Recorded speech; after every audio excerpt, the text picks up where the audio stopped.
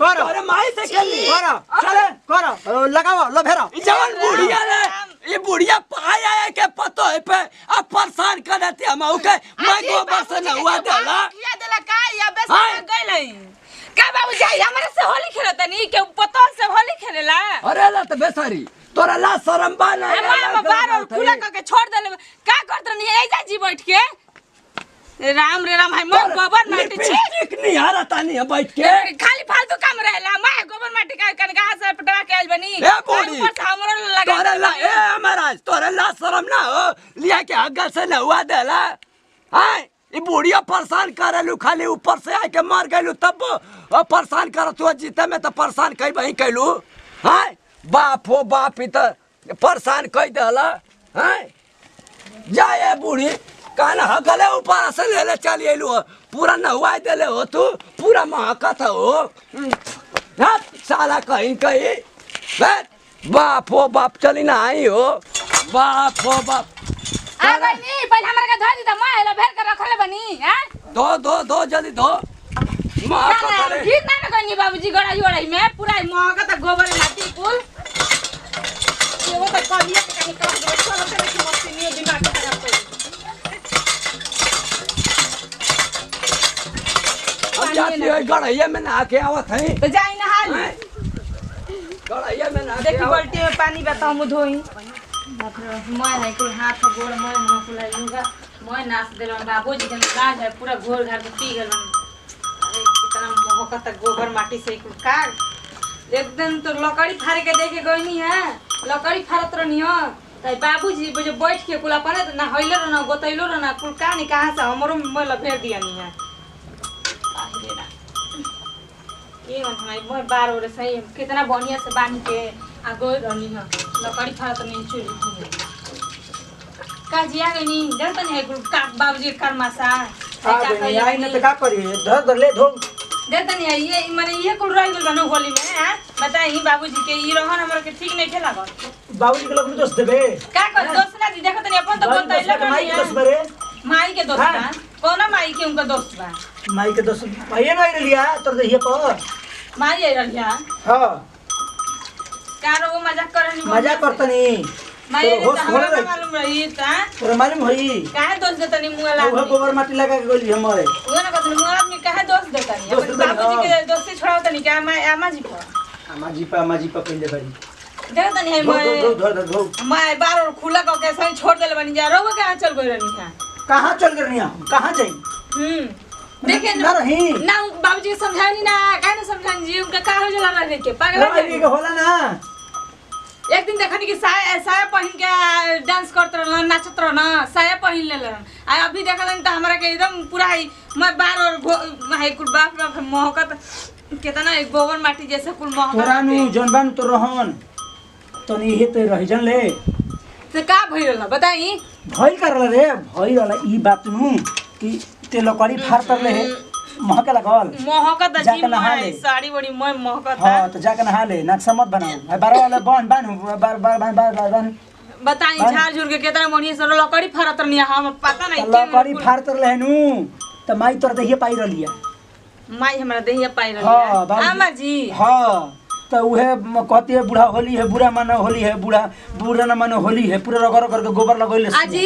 आमा जी त पहले ही एक बार आई रहनी तो चल गई रहनी ना हां ते पर कब ना आई है कहलस ये माई की अब ना आई बूढ़ा पे अब कहला के पतो है चैन नहीं के जियाला में त हमनी के ठीक है ई बाबूजी कहला कह यमराज चाचा हां तनी बुढ़िया के तनी भेज दो होली में फड़फड़ा तम मनवा हमार ऐसे बोलत नहीं नु फोन पर बताई ना हां ई बताई यही सब बोलत नहीं नु त हम बाउर बनी हां बाउर बनी बताई क्यों कर ऐसन करे के चाहिए बाबूजी के ना करे बाबूजी के चैन नहीं के मिलत हां बताई कि मैं हमर देह के गति क के चल जतनी आवतनी त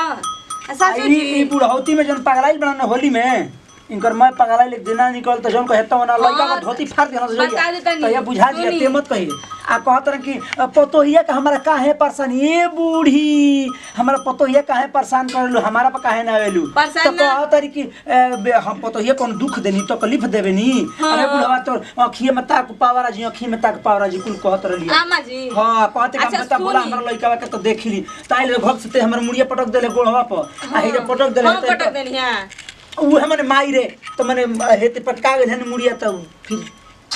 गायब बात करो मजाक करते मजाक करते बाबूजी ले पूछ ले विश्वास हमर आ गइलन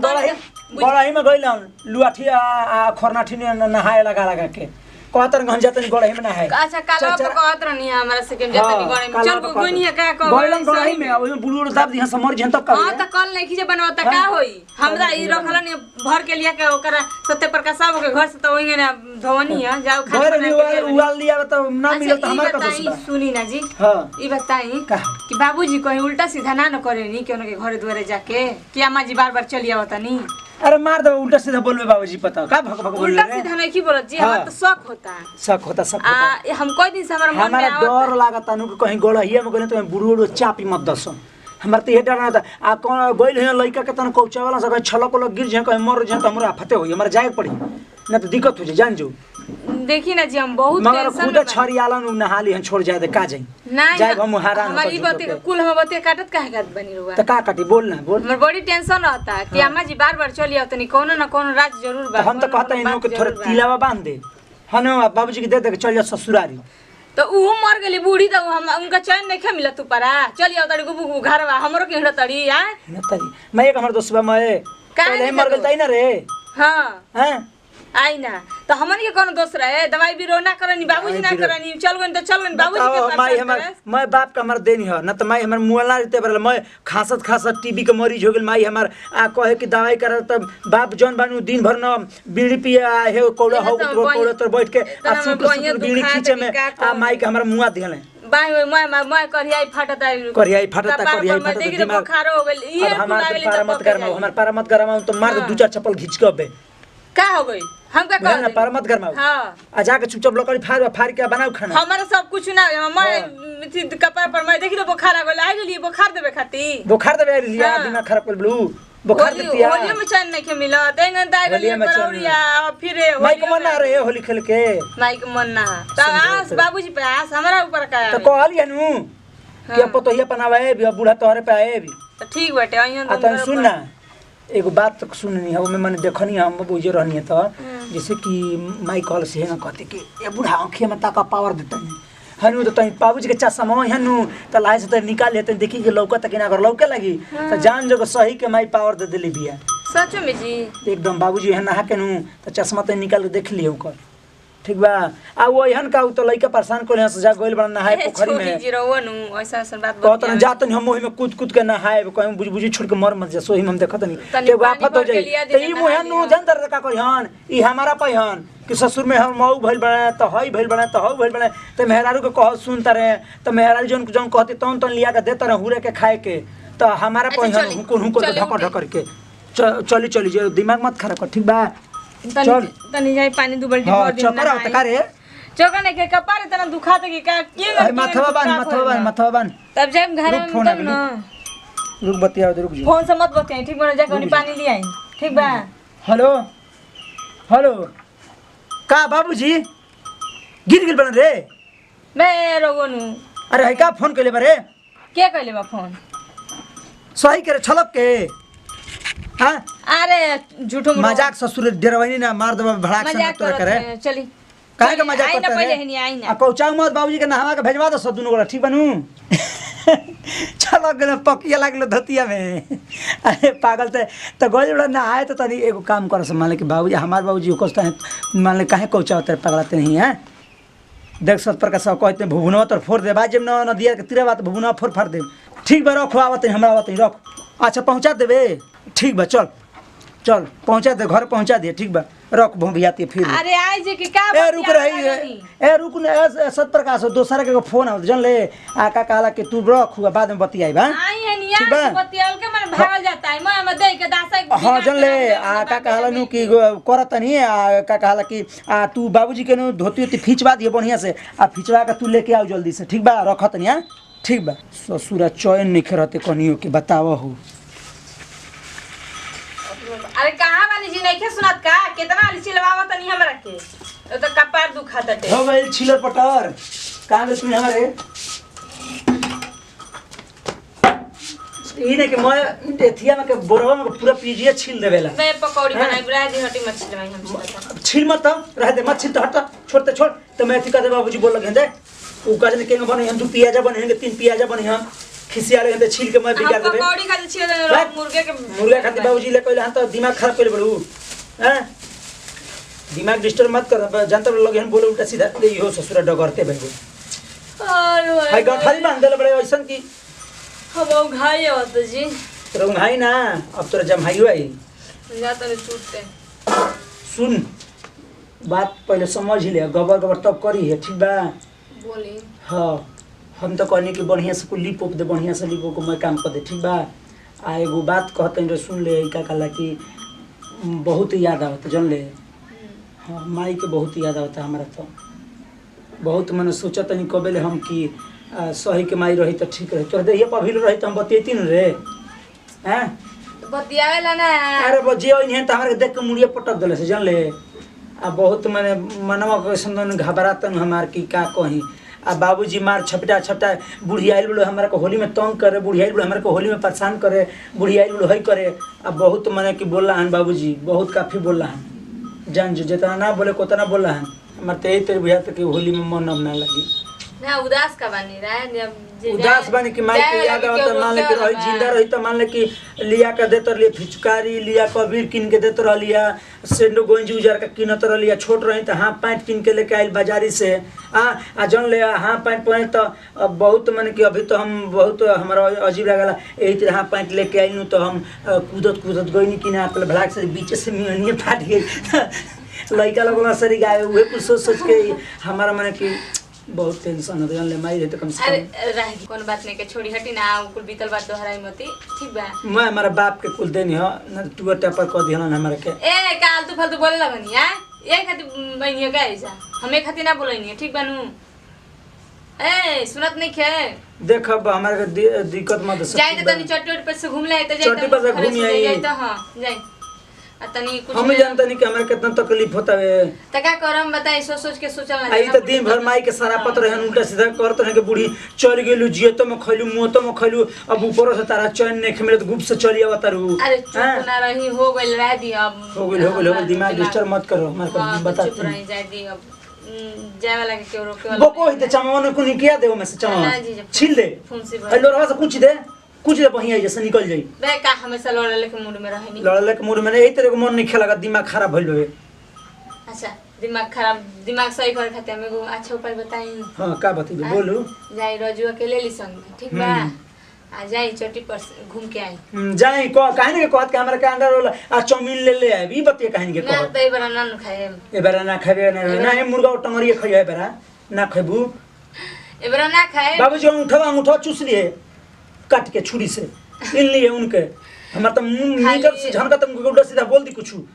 लाठी लेके भाजे तरह पोंछ ऊपर उठा ले तरह धोतिया कूद कूद के बोलत रहत ना घर से उल्टा सीधा जितना काम बनू इनका होली में पूरा इनके जिम्मेदार पूरा गांव का ठिका ले ले बड़न आ पूरा गांव को लोग की जिम्मेदारी ले ले बड़न कि फलाना को लेके हेंग करत रहे चिलावा को लेके होंग करत रहे तो हौ भैंस खुला के ले होकरा खेत में अच्छा सुनी हम मुर्दा घाटी पर से जो लकड़ी उठा के लिए आइल बनी है उहे लिए बड़न हमने खिरी हमारे को मत बोल हां हमारे को मत बोल हां तो कोई दी टांगा वाली आके दे दियो कर सत्य प्रकाश के मांग के ठीक बनू मुर्दा घाटी पर सुने खन लिए ओ काना बगीचा में रहला तो कहत ने देली हस तो मुर्दा घाटी के कोई जरल चाहे कोनो कौड़ा तपले जोड़ल बा दाव सही बा अरे कौड़ा कोनो तपले यहां सरे तो बाबूजी मकचूस है कहीं है चुकी लकड़ियो देखम तनी सुख जर रही तो उठा के लिया दे अब कुल ही जर रही है तनी सुख बात देख हमारे बात में कोई के भरमा मत हमर मन लागत नहीं कि जान ले सुनी ना बात नहीं कि भरमा तो कह दिनु कि लिया के टांगा दे दी उनका के आ लिया के लकड़ी फारस ठीक बा ना तो हम ना वो हमार से ना अब हमारे ले है ले अपन जो रख माथा मत खराब कर अब अम्मा जी ने की तो हमरो तो मन नहीं खेला था हम के करा से कहे जाए लेकिन हसाई बोला बा रोई भमाई न अब रोए लगम तो के देखी अम्मा जी तो नहीं खिन अब देखे खातिर तो चल गई अब खिसियाई में फिर मानिए जब घंटा में मनाइए ले मनाही की वजह से हमेशा मनाए नहीं हो चलिए देखिए प्रणाम करते हैं भैया गोड़ छुको गोड़ तो हम लोग का छोटका लड़का छोटका भाई खेसाई टू भैया खास खबर पर हमारा खेसाई टू डिजिटल वर्ल्ड और नेहा में जो कॉल का सब्सक्राइब नहीं कर तो सब्सक्राइब करी बेल आइकन बटन दबाई जितना प्यार दूर आशीर्वाद देवे के बाद ये होली में वो कमेंट में और लाइक में शेयर में दी और खास खबरों का हमारा और हमारा टीम से ज़्यादा से भी तकलीफ दिक्कत होते हुई तो दिल पर ना ले अपन नाती पोता बेटा समझ के माफ करम आ देखते बनी को होली के मौसम सारा सर चल रहा बा सब कोई एकदम मगन बा होली में भैया तो हम ही कहम कि सब कोई मुर्गा भात खाओ आ खूब बढ़िया से होली मनावे खूब रंग अबीर लगावे अपन सबसे पहले भैया हम कहम कि अपन माई बहू के अबीर लगा गोड़ छुको गोड़ लगी हलो आशीर्वाद ले हलो नया में नया होली के जितना भी रंग बा बहुत ही माने कि सटीक चीज़ सही चीज़ होला कि हमने के होली के त्यौहार ऐसा होला कि हमने के हर चीज़ भुला के होली के दिन एकजुट होने जा एक साथ होने जा दुश्मन के भी दुआरी जाने जा दोस्त के भी दुआरी जाने जा तो हम तो इहे रो लोग से आग्रह निवेदन विनती करम को होली में केहू झगड़ा झंझट ना करी केहू शराब दारू ना पी अपना परिवार के साथ खुशी पूर्वक से होली मनाई और खूब धूमधाम से जौन भी बनावे खाए के अपना घर में मनाई खाई हमने की वीडियो देखावे के बनावे के मकसद तो इहे रहा हमने के ई भाग दूसरा बाबा हमने के इहे दर्शैले बन देखले बन कि मैंने के महतारी हमने के रहली तो होली में कितना माई के याद ना वाला जेकरा घरे माई नहीं खे जौन बेटा का लड़का नहीं खे ओकर से पूछल जाओ कि ये त्यौहार में बेटा के ना रहला पर माई के ना रहला पर कितना खड़ल दिल में तो ऊ हम वीडियो में देखनी है जौना तरीका से भी लोग प्यार देनी वही तरीका से हम वीडियो के देखनी है पतो ही पापा ना का कहला कि माई आ गई है आज जैसे कि चल रहा बात संस्कृति में हमनी के भोजपुरी संस्कृति में तरीका के वातावरण कि फलाना मर गए ता गए ऐसा कुछ तो हम नहीं खी देखले मगर जैसे बा वैसे बनैले बनी जा और ज़्यादा से भी तकलीफ दिक्कत होता हुई तो अपन नाती पोता बेटा समझ के माफ करम भैया ये से कहम कि दी जब विदाई फिर से अगला वीडियो मिल जाए जय जवान जय किसान भोजपुरी मेरा देश किसान कोना कोना पहुँचाओ भैया तनकी भोजपुरिया पहचान। I love you fans, I love you, happy Holi, प्रणाम।